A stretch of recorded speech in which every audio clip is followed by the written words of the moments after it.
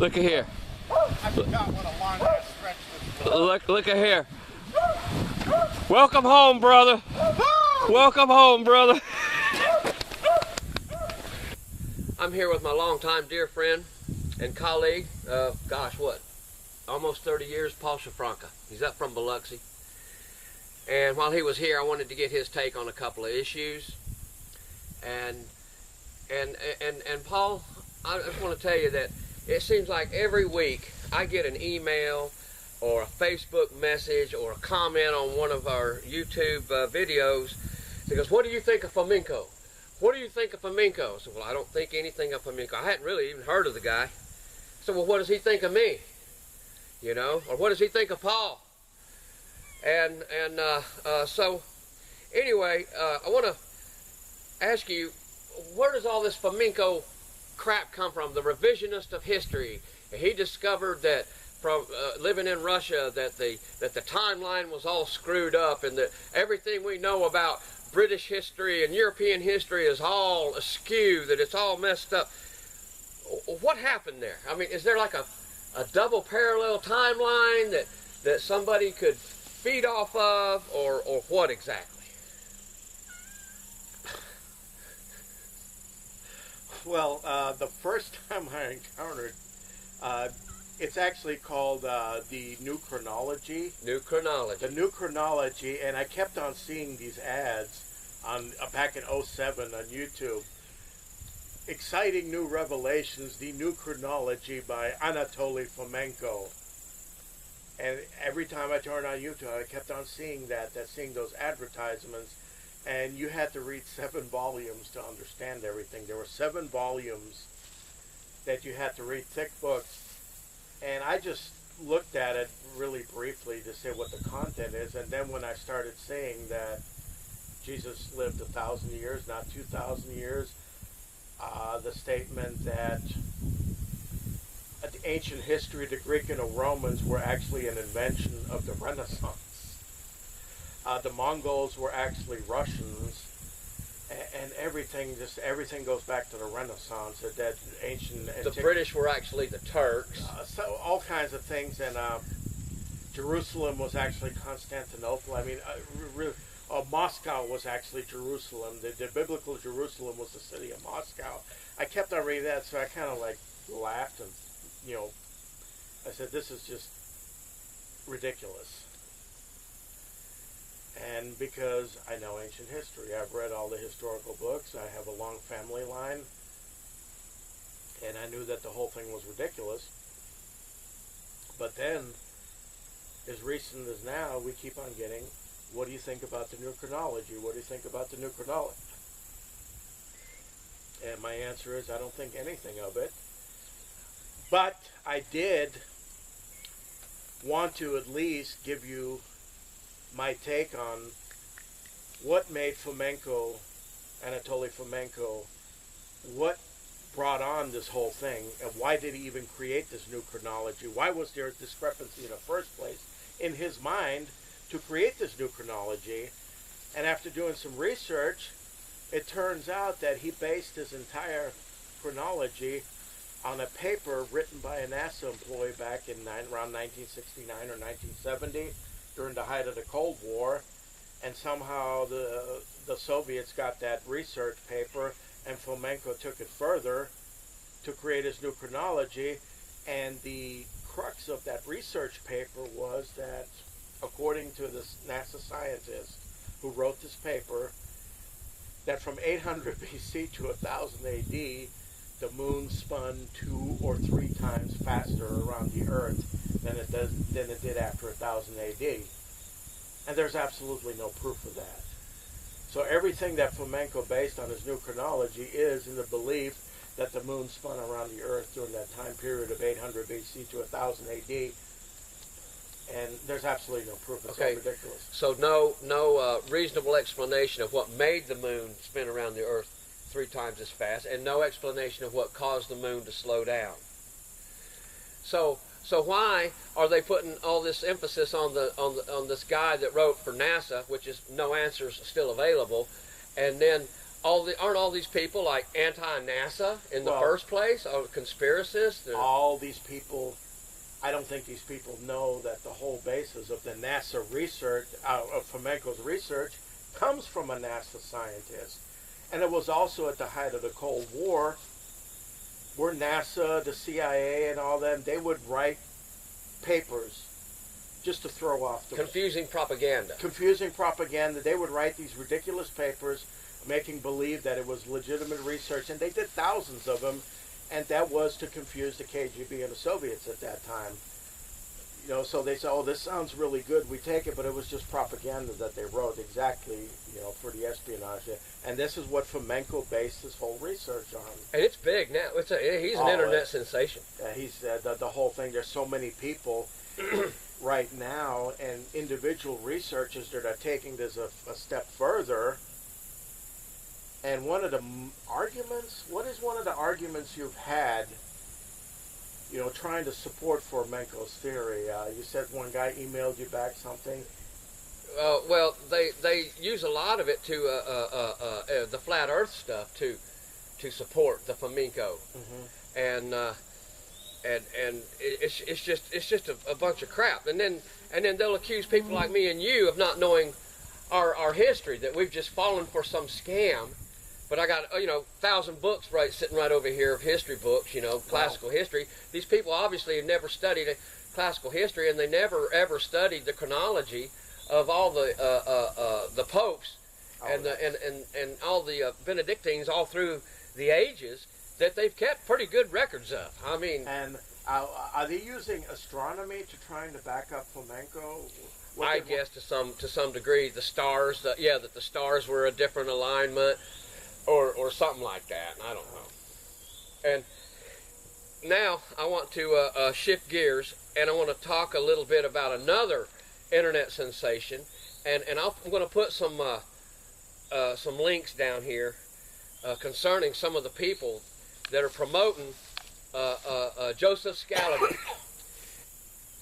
And Joseph Scaliger, he's the one that supposedly gave us our timeline and gave us all our classical history and put it all in order, and this and that and this and that. But my references to him in the 1800s say he only had like 4 different classical authors that he fed from, and there's an internet sensation online that says, when I told him about, we have a stone dated in AUC time. Oh, so it's based on nothing. It starts with nothing. And how come you don't mention any eclipses? Wait a second. All right, and the eclipses which only happen twice a year somewhere, and how do you know they're all going to happen in the northern hemisphere in the first doggone place? I mean, what if an eclipse happened on the other side of the planet, and what if it happened several hundred miles away? It's not like people could look up at the sky at the sun back in ancient times and see an eclipse until it was just all dark, because they'd go blind. They couldn't see it but maybe for a couple of minutes. Oh, but that proves it. That proves that our timeline is all screwed up. Oh, that's another thing I looked at. They were trying to use as an argument that, well, we did our astronomical precessions, which our computers can do today, and we can clearly prove that on the day that Alexander the Great fought the Battle of Gaugamela, even though the historians record an eclipse happened, there wasn't an eclipse on that day. So that proves that battle didn't occur on those days or anything. And that is a ridiculous excuse, because for one thing, the eclipses were very rare. And in those ancient times, they were portents of the gods. So when an eclipse happened, it was a portent of the gods. And I can tell you for sure that every time an eclipse is recorded in ancient history, it just happens to coincide with an ancient battle or something extraordinary like that. Like the kings plant their battle around an eclipse. No, it didn't happen that way. Eclipses were rare, they were very special, but then an author writing about an event centuries later, so he wrote about the Battle of Gaugamela, and of course, to glorify Alexander the Great more and to prove that he was blessed by the gods, the author just wrote in that an eclipse happened on that day, and that's what was done. These divine portents were added later on, just for posterity's sake and to make the story read a lot better. It's not that an eclipse happened on those days. So that argument that, well, an eclipse didn't happen on that day, no, it's just an author just adding a little bit flair to the event Nothing else. But an eclipse could have happened several hundred miles away. That's and, possible. And say, okay, an eclipse happened on the day of the battle, but it didn't happen right there. And what the modern day historians are saying, well, the eclipse on Gaugamela happened on this year, that they would have seen it, and so that proves that Gaugamela happened on such and such a date. And it's also, you know, just like in ancient history, the battles, the casualties are overly exaggerated, numbers a lot of time exaggerated. Well, why not predestine the Persians to defeat, because the eclipse happened the night before, and that proved that Alexander was blessed and the Persians were cursed or something. That's just some, you know, just some flair added to the story, you know, just to make the story more readable and more exciting. And they used eclipses because to them, they were signs of the gods. So you're going to put them on major events where your heroes are there, and chances are they didn't happen. Nobody planned their battles around an eclipse. and so the ancients dated their time chronology in different ways. Like the Greeks, they had Olympiads starting at a certain date, and they say, okay, in the second year of the 58th Olympiad. Right. And the Romans, and they did it up to, you know, past Anno Domini. Okay, well then the Romans, they dated their timelines in chronology through consular office, the consulship of so-and-so, and then even before then the kings, and the reign of the kings. This king reigned 23 years, this king reigned, and they would take it back. And Scaliger is accused of putting all of that together. Well, it appears to me it would take 300 lifetimes to write everything, because they're saying that Scaliger wrote all the history. Well, this is what's very interesting. Fomenko does his chronology, but then it puts it like there's been this big conspiracy to deliberately change our history or create our modern history, what we think to be history. And they're putting the blame on the Scaliger, this guy named Scaliger, and Petavius. These two guys living in the 1500s. These are the ones that are responsible for it. And I guess they're whatever Illuminati types that were working for them. New World Order. I guess the New World Order people, this was their whole plan, is we got to change the chronology. We have to, and okay, we're going back to the 1500s. Late 1500s. Late 1500s, yes. And first of all, in the late 1500s, I don't think too many people were literate back then. No, and they didn't have libraries, and they didn't have people lined up at the bookstores either. You know, you couldn't just go down the street and buy a paperback book. They were only available in the monasteries with the clergy. Probably some kings and princes had something in their palace, but it was also because of a bishop living there and advising him. He had the library and all that. It was only a small elite that was literate in the first place, and these were the controllers of Europe at that time. These were the masters. Everybody else was a serf or a slave. And if Scaliger was part of that... So who's Scaliger trying to impress? Yeah, the peasant that doesn't know how to read? Yeah, and I guess the bishops and the popes and the cardinals and the padres. But back then, the peasants and the village people, they were worried more about wood for their hearth, food for their belly, right, clothes right. for their back, and staying out of the rain, keeping the mud into the bricks of their houses. Right. And the only times that they were concerned about was when to plant, when to harvest, when to gather wood. Well, they really didn't have. Who cared? Who cared back in the 600 AD? What time was? I mean, yeah. Well, exactly. I mean, this is one thing. Also, you get an argument. Well, the oldest coin or date you see on a manuscript is Anno Domini 1200. Well, time was not important to those people like it is to us. That you have to date everything what time it is. It wasn't important. All that was important is the seasons of the year. That's it. But the Catholics still had calendars they still had Correct. Julian calendars. Oh yeah, sure. They had. And the Egyptians had calendars. Yes, they did. They did, and it showed flood season, right. hot season, cold season, and March was always pretty much understood to be the god of war, Right. or the month to go to war. The campaign And season. that's campaign season, Right. and that's in all of the ancient Roman classical history books. But these guys don't read those books. No. What they do is they click stuff online, and they don't bother to read hundreds and hundreds and hundreds of books, Right. and mark them and annotate them and make their own reports, and so they just make it up as they go. And the chronology that we have, that is so-called the accepted chronology, all you have to do is go back to what kings reigned in Europe. You know, which king reigned in the Austro-Hungarian Empire, Austrian Empire, the German principalities, the French, the English. You know how many years all these kings reigned, and then you can just backtrack and see how many years it goes. It's very simple. And you can correlate that with the popes. Oh, and especially the popes. I mean, they have a chronology themselves of what pope reigned. So we're just throwing all that stuff under the bus. Yeah, they're throwing everything under the bus. And another thing is what Scaliger and Petavius had to do in order to create this major conspiracy is they would have had to travel to China. They would have had to travel to India.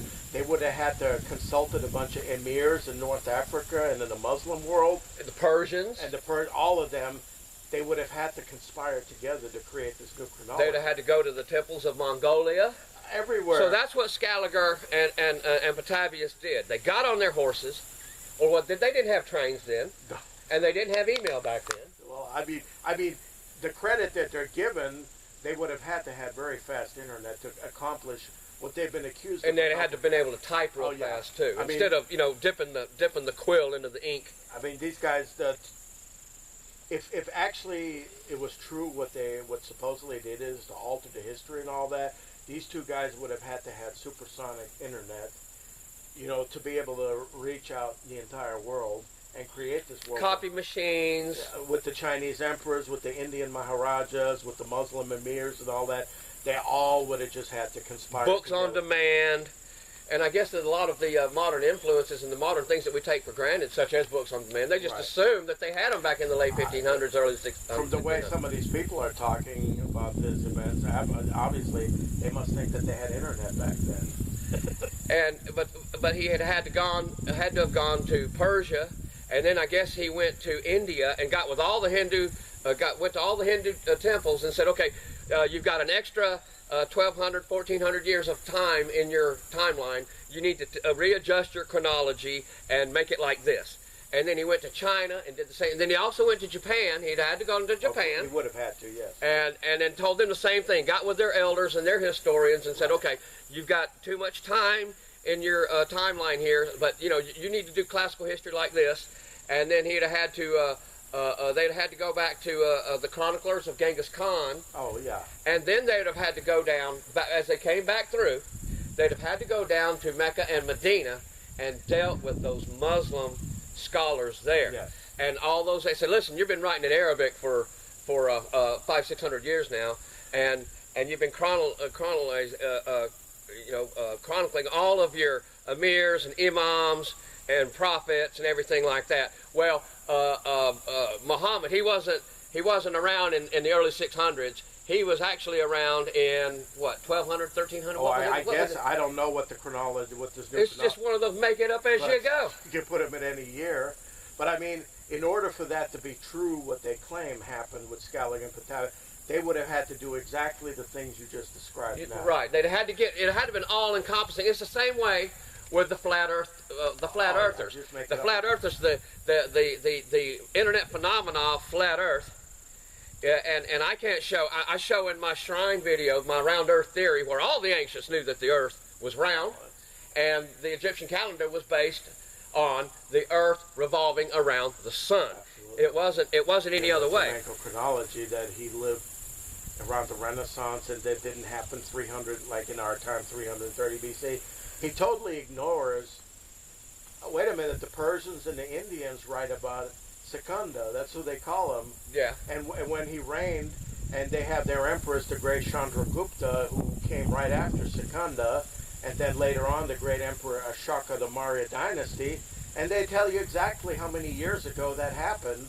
And it correlates with what we have today. What we've learned and all that, it correlates that, yeah, Alexander was 2,300 years after Okay, that. so for all you... So Fomenko totally ignores the chronologies of India, China, or anybody else that can correlate with our history that we have. Just forget about it. So Scaliger was the culprit. Yeah. And now, for all you idiots out there that think that Scaliger just made it all up and put it all in, okay, well, he would have had to, he could easily make chronologies from the Hindustanis, which I call the Indians of today, the Hindustanis, and on back, okay, and then correlate it with Alexander the Great and get all of that just from their records. They wouldn't even have to have the European records for it. No, he did it for Europe, and then he traveled to India, wrote everything in their language to correlate with his chronology, and then went to China. He knew Mandarin. He knew how to speak Arabic, Persian, Farsi. Yeah. Him and his legions went all over the world, supposedly, and just changed the history. Writing it all down as it was. Here's your new history. For what purpose? Yeah. Here's to make money. Who financed him? To make Scaliger, he died wealthy, didn't he? Yeah. Okay. So, you had a big palace. You know, he's still big over there. But now also, Scaliger would have had to have had all of the modern Greeks, and along with Fomenko, all of those Italian statues and Greek statues. Oh, they made them all. They made them all. They made them all. And the Parthenon, the Acropolis. They built them all. They built them all just boom, just like that. that. Renaissance, like 500 years ago, they built them all. The pyramids. And we don't. That's different. But supposedly they built all these marble statues and dumped them all over the Mediterranean Sea for us to find. Yeah. Oh, they come from Greek and Roman times. But it totally ignores modern archaeology. 1000 A.D. It also totally ignores modern archaeology. I mean, Hadrian's Wall, okay, things that they found in Britain and all that, well, that can be dated. The pottery and all that, that can be dated. Oh, by the way, what they found, the Teutoburg forest, just recently was found in the 90s, of the Varus 3 legions and all that. These artifacts that were found, I guess Scaliger and Petavius went and buried it there too, they just happened to know where it was, and the bones also. I mean, archaeology just disproves this whole thing. And Julius Caesar didn't write the Gallic Wars. No. Scaliger did. Yeah, he did. Yes, that's right. Scaliger wrote Caesar's. Yeah. And Cicero's speeches. Well, it was Joseph Scaliger's father, Caesar Scaliger, or Julius Scaliger. Yeah. He's the one that wrote Julius Caesar's Gallic Wars, and. Yeah, and no. He wrote Cicero's orations. Yes, that was. Yeah, he was big into Cicero. Yeah. Scaliger's father was big into Cicero, yeah. And he probably memorized a bunch of them. You know, I got a real great Cicero impression. I can do Cicero. But he didn't exist. That was his. Yeah. Cicero was never around. Mark Antony, Cleopatra, they all came 800 A.D. or 1000 A.D. or something like all that. And let's just make it up as we go. But this is some of these people that were talking about this chronology. This is all they did, is just make it up as they go along. And obviously, you can tell that they never studied or read history. Yeah. Some of these guys on YouTube, you can tell. They never picked up a classical book at all. The guy saying, show me anything dated Anno Domini, which in the time they would say in the year of grace, in the year of our Lord. Anno Domini actually means after the birth of the Father, birth of the Son, whatever, and certainly anything that was BC in European or Grecian times, Roman times would have been either AUC or in the Olympiads. Mostly, consulship Olympiads. Nobody dated. I mean, the dates were not important. No, nobody cared until recently, until the world got smaller, and the only reason dates are important is because of commerce. Well, probably during the Crusades, like around the 1200s. And after that, but it's because of commerce and trade. The more you get, it's very important to understand. Okay, my products are going to get here. Dates are important because we're interacting with the entire world and for commercial reasons. But they were important before 1000 A.D. to the Muslims, who copied the Greco, Persian, and Roman records to a big degree. They just copied them. They didn't. Yeah, they didn't. Copied them. The Muslims did not invent algebra or mathematics. They simply copied it from the records and turned it into Arabic from the lands of the people they conquered. And that's another thing they forget. That happened long before Scaliger was alive. Yeah. Scaliger wasn't, the Arabs, 800, 900, 800 the years Arabs before. copied all those texts long time, centuries before Scaliger. So the case is that Scaliger and Petavius were responsible for writing this, it's not true. So the Hindustanis, the Indians had copies of historical records. The Persians had copies of historical records. The Muslims had copies of historical records, and God forbid, the Catholics had copies of historical records, and the Greeks had copies of historical records. Well, yeah. But Scaliger, he and Petavius, they're the ones that put it all together. They're the ones that just created this. Unbelievable. And for me, I listen to some of these guys and their rhetoric and how they're talking about, yeah, they claim that they are the real historians. That people like me and you, we don't know what we're talking about. And all of our classical history books in Greek and Latin and Persian, Egyptian, all the records in Egyptian hieroglyph, they're just all modern, you know. They're just all modern. And they joke around and say, yeah, look at this guy. He says Scaliger did this. He says Scaliger did this and that. And then they start writing in the 1800s. Well, how would they know? They're writing 250 years after Scaliger died. Yeah. Yeah. The whole thing is ridiculous. All these new internet pseudosciences that are and they call it pseudoscience. It's pseudoscience. It is. It's pseudoscience. And you have to base your pseudoscience on pseudo-historical facts. It's your pseudo-history. I mean, the whole new chronology is right there with the flat Earth theory. It's the flat Earth. It's right there with Nibiru arriving. Nibiru. That's another one. One of my favorites. Nibiru is one of my favorites, too. For 20, 30 years, I've been hearing about this planet, and I'm so disappointed. I know, man. It's supposed to come October 21st. It's supposed to come there. They changed it from last month, but it was supposed to be here in August, and then last month, and now they're changing it to October. Well, we made a mistake. I wish they would stop these end-of-the-world predictions like Nibiru and all that, because I don't know, maybe Kim Jong-un of North Korea believes in that stuff, and he's ready to launch some nukes because he thinks Nibiru is going to destroy the world. You know, it's like, please, you know, you don't know what you're talking about. Yeah. But we were brought to light on Nibiru back in the 90s, and then there was that Hazelwood guy that wrote the book. And Nibiru's on its way. Remember that? Nibiru, don't bother getting married. Don't bother having kids. Nibiru's crashing into Earth in 2003. Yeah, 2003. That was. Then it's been so. I've lived through so many planetary alignments. I've lived through the coffee shortage, the sugar shortage, the gas shortage, the meat shortage. Oh my goodness, I've lived through Y2K. Yeah, Y2K. I survived Y2K. All of these. The sky is. I survived the ozone hole. I have survived global warming. Or I've survived the next ice age. Oh, yeah. Look at all these things that together we have survived. We are a resilient race. And look at how long we have survived Nibiru. And I've got all the Akkad records. What is the phrase that you said your integrity is being questioned by? Why is my integrity being questioned by a fake planet? Yeah, by a pseudo planet, a pseudo star. Oh. Yeah, my integrity is questioned and called to question because of a pseudo planet that is supposed to be arriving.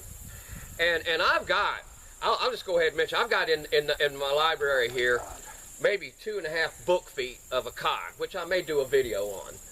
And I've studied the Akkad. You've studied the Akkad much more intensively than I have. And now, is Nibiru in any of that? It's just a word. It's a verb that means to cross. And I guess out of that you can. Yeah. It just means. There's no planet Nibiru in the Akkad. No, it's a verb that it's a Sumerian verb that means to cross. Nothing else. And another one, Anunnaki. And all this about Enki and Enlil. No. I don't see it in my Akkad records. No. I don't see it anywhere there. And this is all garbage that Sitchin just made up as he went. Not in the context of them being from outer space. They're just deities that the Babylonians and the Sumerians prayed to. Those were their deities and nothing else. But there was never that they came from a planet or anything like that. And that they ate people and bred people. No. And all this and that.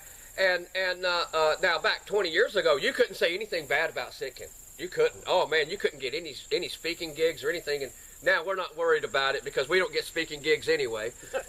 Because we've come out and said, okay, Sitchin is a bunch of crap. You know, he's just made it up as he goes. Good story. And oh, it's a great story. It's all fiction. Good read. I mean, I think I don't even think Sitchin ever expected to become that big. I think he just wrote a good story, a good read, and that was his entire intention. I don't think it, but then people just took it to the next level. And never knew the first thing about cuneiform. No. Never knew the first thing about a garret.